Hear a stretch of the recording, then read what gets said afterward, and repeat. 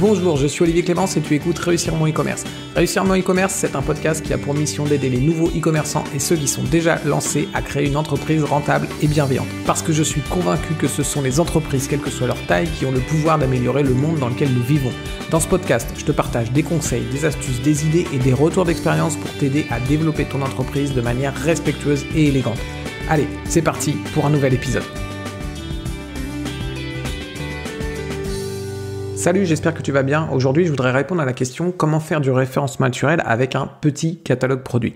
C'est une question qui revient assez souvent et finalement qui est revenue là pendant un coaching que j'ai fait dans mon coaching SEO Alpha Google. Et en fait, c'est une e-commerçante qui me demandait, ok, j'ai du mal à trouver beaucoup de mots-clés parce qu'en fait, j'ai un petit catalogue produit. C'est une e-commerçante qui vend du liniment. Alors, le liniment, si tu sais pas ce que c'est un produit naturel pour nettoyer les fesses des bébés, comme des nourrissons, etc. Tu vois. Et en fait, elle était bloquée parce que finalement, elle a un tout petit catalogue produit, elle a que 15-20 références, quelque chose comme ça. Et c'est difficile pour elle finalement de trouver des mots-clés. Et en fait, le truc pour trouver des mots-clés quand tu as un petit catalogue produit, et même d'ailleurs quand tu as un gros catalogue produit, ça fonctionne aussi, tu peux complètement l'utiliser, c'est d'utiliser ce que j'appelle le parcours d'achat mental. C'est quoi le parcours d'achat mental ? C'est en fait ton client, avant de se dire « je veux acheter du liniment », il s'est posé plein de questions avant. Et typiquement, les questions qu'il a pu se poser, c'est quel produit naturel je peux utiliser pour nettoyer les fesses de mon bébé ?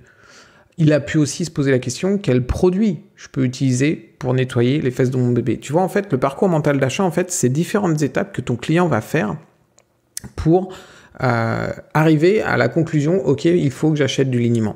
Et toi, tu peux te positionner partout dans ce parcours mental d'achat. Avant de se dire « je veux acheter du liniment », il a pu se dire « voilà, comme je disais, je voudrais savoir quels sont les produits naturels pour nettoyer les fesses de mon bébé ». Mais avant encore de se demander quels sont les produits naturels, il a pu se demander quels sont les produits, sans rajouter naturel avec le mot produit. Et tu peux remonter indéfiniment comme ça. Et des parcours mental d'achat, il y en a plein. Là, il y a le fait de je veux nettoyer de façon naturelle les fesses de mon bébé, mais il a pu aussi se dire les fesses de mon bébé sont rouges, comment je fais pour éviter qu'elles soient rouges ? Et il a cherché ça. Et le liniment peut être une solution pour répondre à ce problème-là. Et donc, si tu remontes en fait le parcours mental d'achat, si tu ne te limites pas uniquement au mot le liniment parce que tu vends du liniment, donc tu dois te positionner juste sur liniment et que tu vas prendre les variations de genre acheter liniment pas cher, etc. Eh bien, si tu remontes ce parcours mental d'achat, tu vas avoir une infinité de possibilités pour attirer du monde sur ton site et tu vas du coup débloquer ce problème de j'ai un petit catalogue de produits, je peux pas faire de référencement naturel. Alors, peut-être que tu te dis, oui, mais le problème, c'est que si je mets liniment ou acheter liniment ou liniment pas cher, je vais avoir des gens qui sont prêts à acheter, alors que si j'utilise les autres mots-clés du genre quels sont les produits naturels pour nettoyer les fesses de bébé, etc., je vais pas avoir des personnes qui sont prêtes à acheter. C'est vrai. Ce qu'il faut comprendre, c'est qu'en effet, les personnes qui mettent ce type de mots-clés... Alors attention, je t'ai dit un mot-clé du genre quels sont les produits naturels pour nettoyer les fesses de bébé. Là, c'est la question que l'internaute a dans la tête, c'est pas exactement le mot-clé. Il faut regarder un petit peu quels sont les mots-clés autour de cette question. Il y a sans doute quelque chose de beaucoup plus court. Mais au-delà de ça, la question qu'il a dans la tête, c'est quels sont les produits naturels pour nettoyer les fesses de mon bébé. Oui, en effet, il n'est pas tout à fait prêt à acheter à ce moment-là. Est-ce que pour autant tu dois éliminer ce mot-clé ? Clairement non, tu dois aller le chercher. Pourquoi ? Déjà parce qu'on l'a dit, tu as un petit catalogue et donc du coup si tu te limites juste aux produits, au nom de tes produits, tu vas être très très vite limité et du référencement naturel, tu vas pas pouvoir en faire grand-chose en fait. Donc déjà, le fait que tu aies un petit catalogue, ça t'oblige finalement à aller chercher plus loin que les personnes qui ont un très gros catalogue. Au-delà de ça, ça va t'ouvrir des opportunités que tes concurrents n'ont peut-être pas été chercher. Parce que justement, ils n'ont pas fait l'effort d'aller étudier ce parcours mental d'achat. Et du coup, si tes concurrents ne sont pas sur ces mots-clés-là, la concurrence va être plus faible. C'est presque systématique. On constate que, évidemment, les mots-clés où l'intention d'achat elle est moins forte, la concurrence est souvent beaucoup plus faible. Donc, tu peux y aller, c'est un très bon moyen pour toi d'aller chercher là où tes concurrents ne sont pas allés et donc de gagner des super opportunités de mots-clés avec ça. Et enfin, c'est un excellent moyen d'avoir de très bons clients. Et ça, je vais t'expliquer pourquoi, mais avant de t'expliquer pourquoi c'est un très bon moyen d'avoir des très bons clients, il faut que je t'explique les actions. Les actions, en fait, c'est ce que tu vas demander de faire à ton visiteur lorsqu'il va arriver sur ta page. En fait, si tu prends un mot-clé où tu es sûr que la personne elle veut acheter derrière, tu vas l'amener sur une fiche produit ou éventuellement une catégorie, et l'action que tu vas vouloir que ton internaute fasse, c'est tout simplement choisir le produit ou le mettre dans son panier. C'est clair, c'est simple, c'est évident. Maintenant, si tu vas chercher des mots-clés qui sont plus hauts dans le parcours d'achat mental, là où ton client est encore en train de se poser des questions sur quel est le meilleur produit naturel pour nettoyer les fesses de mon bébé, par exemple, tu ne peux pas tout de suite lui demander d'acheter en fait. Et donc, tu vas lui proposer d'autres actions. Les autres actions, ça peut être s'abonner à la newsletter. Ça peut être télécharger un guide sur le liniment ou en quoi le liniment est génial. D'ailleurs, si tu lui proposes de télécharger un guide, fais-le en échange de son email, comme ça il sera inscrit à ta newsletter. Tu peux lui demander de s'inscrire à tes réseaux sociaux. Tu peux lui demander de rejoindre un groupe Facebook. Tu peux lui demander de même lui proposer de venir te rendre visite en local ou de faire une prise de contact avec toi via ton formulaire ou de remplir un devis, etc. Ça va dépendre complètement de ton business. Et en fait, l'action que tu vas demander, finalement, c'est ce qui est le plus en adéquation entre ce que l'étape suivante que ton visiteur est prêt à faire, l'étape la plus fluide pour lui, qui va lui demander le moins d'efforts, et quelque chose qui sert tes intérêts. Il faut que tu arrives à trouver un juste milieu entre quelque chose que ton utilisateur est prêt à faire après avoir lu ta page et quelque chose qui va être utile pour toi dans ton entreprise.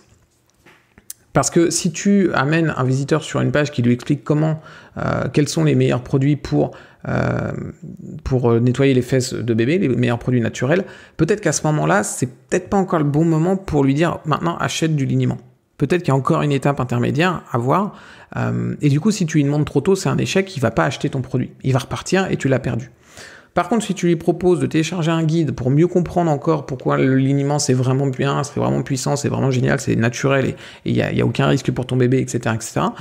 Là, tu vas pouvoir récupérer son email, tu vas l'avoir dans ta base de données, dans ta mailing list, et après tu pourras lui revendre plus tard des produits et en plus ton guide il va le convaincre qu'il faut acheter du liniment, etc., etc. Donc tu vois, c'est plus fluide, t'es moins agressif en termes de vente. Et c'est plus fluide pour lui, plus naturel, et ça va beaucoup mieux fonctionner en fait. Alors, une fois que tu as mis en place les bonnes actions, ça va te permettre d'avoir de très bons clients. Pourquoi ? Parce que ce que je t'ai dit, par exemple, s'abonner à la newsletter, rejoindre tes réseaux sociaux, rejoindre un groupe Facebook, venir te voir en local, faire une prise de contact, etc., ça va te permettre finalement d'éduquer ton client. Ça va te permettre d'éduquer ton client sur tes produits, donc pourquoi c'est intéressant d'acheter tes produits, pourquoi tes produits sont bons, etc. Ça va te permettre d'éduquer ton client sur toi ou sur ta marque. Pourquoi est-ce que toi, t'es mieux que les autres ? Pourquoi est-ce qu'il faut acheter chez toi et non pas chez un autre ? Même quelqu'un qui vend les mêmes produits que toi, pourquoi il ne faut pas acheter chez lui mais plutôt chez toi ? Et ça va te permettre aussi, au fur et à mesure que tu fais ça dans ta newsletter, tu t'envoies des mails régulièrement, ou quand tu l'as au téléphone, ou quand il est sur ton groupe Facebook, etc., tu vas apporter de la valeur. Tu vas lui donner plein d'informations. Tu vas l'aider finalement à voilà, je sais pas moi, tu peux lui donner des conseils sur comment calmer son bébé quand il pleure. Tu peux lui donner plein de conseils et donc tu vas lui apporter de la valeur. Quand tu apportes de la valeur, tu vas générer ce qu'on appelle de la réciprocité. Donc je vais pas m'attarder sur la réciprocité. Très rapidement, c'est simplement le fait que tu donnes gratuitement à quelqu'un, il aura envie finalement de te le rendre plus tard. Et comment il aura envie de te le rendre plus tard ? Certainement en achetant les produits chez toi plutôt que chez un concurrent. Tous ces éléments, éduquer ton client sur le produit, éduquer ton client sur la marque, la réciprocité et plein d'autres choses que tu peux faire une fois que tu as une relation avec ton client, eh bien, ça va lui donner envie d'acheter chez toi. Et du coup, tu vas pouvoir avoir un client qui n'ira pas voir la concurrence, un client à qui tu vas pouvoir vendre plus cher parce qu'il a envie d'acheter vraiment chez toi et le prix n'est plus un élément bloquant.